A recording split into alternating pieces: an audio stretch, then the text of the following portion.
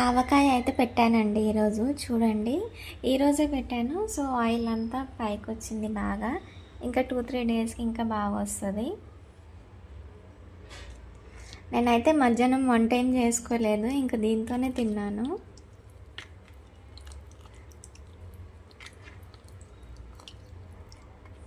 చాలా బాగుంది టేస్ట్ అయితే.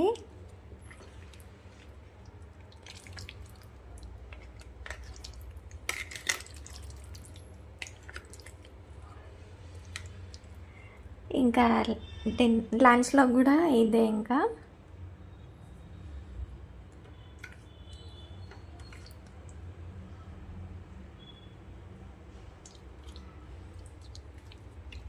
ఇంకా ఇలా పెట్టేసి ఇంకా 2-3 డేస్ అయితే ఇంకా తీయనండి.